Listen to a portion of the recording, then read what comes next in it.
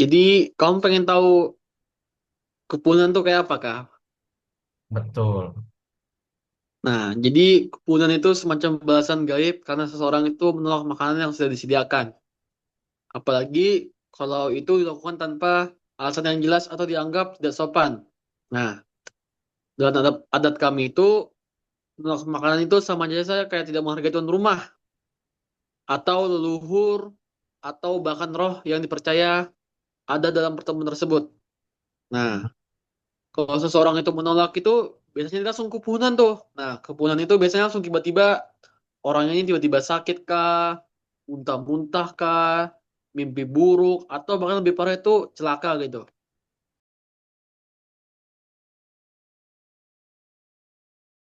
Nah, dan dalam adat kami itu makanan itu dianggap bukan sekedar konsumsi biasa, tapi punya makna spiritual. Jadi makanan yang disajikan itu biasanya sudah diberkahi atau bagian dari tradisi untuk menyambut tamu.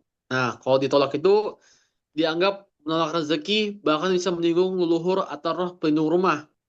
Jadi menolak makanan itu bukan sekedar tidak suka, tapi bisa membawa akibat spiritual seperti itu. Oh,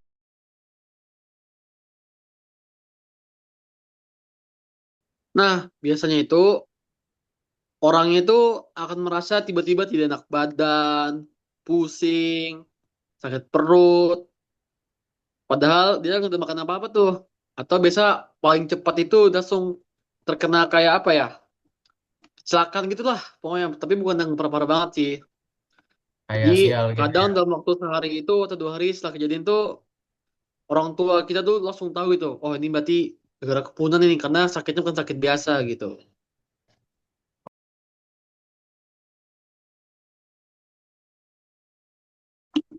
Nah kalau bisa sudah kejadian nih, biasanya tuh orang yang orang tadi itu diminta untuk datang kembali ke rumah di mana ia tuh menolak makanannya. Lalu suruh makan makanan yang sama atau diberi air putih yang sudah diritualkan dan pakai doa-doa khusus gitu. Kalau belum parah, biasanya cukup minta maaf dan menerima makanan secara simbolis. Yang penting itu niat kita tuh tulus dan tidak sombong atau angkuh gitu.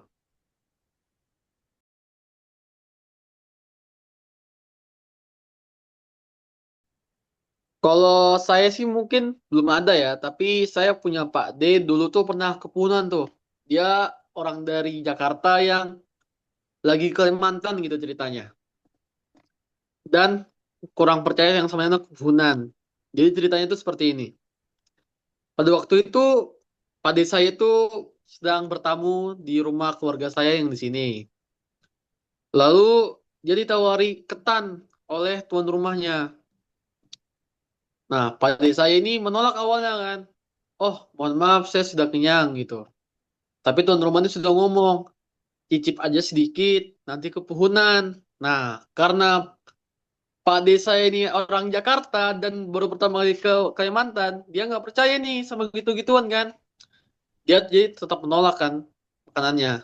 Lalu pada saat dia mau pulang, tiba-tiba perutnya tuh langsung terasa sakit sekali. Padahal sebelum-sebelumnya itu nggak ada rasa sakit gitu di perutnya. Terus tiba-tiba dia tangannya kejepit pintu.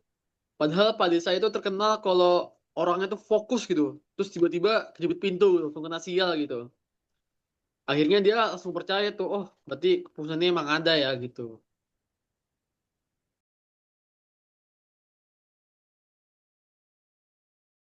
Menurut saya sih masih ya, walaupun nggak kayak zaman dulu lah. Tapi masih banyak orang yang tetap takut sama keputusan. Biasanya tuh anak-anak muda tuh nggak percaya 100%. Tetapi mereka juga tetap tidak berani sembarangan menolak untuk makanan. Tidak berani sembarangan menolak makanan kalau misal sedang bertamu. Jadi mereka bilang tuh biasanya tuh kalau misalnya lagi rame-rame nih kan, terus ada yang nolak makan nih, terus kita paling gitu nih, makan aja bos, dapat kamu keputusan nanti sedikit. Jadi kepercayaan ini masih hidup meski bentuknya lebih ke penghormatan pada adat atau etika sosial ketika sedang bertamu gitu.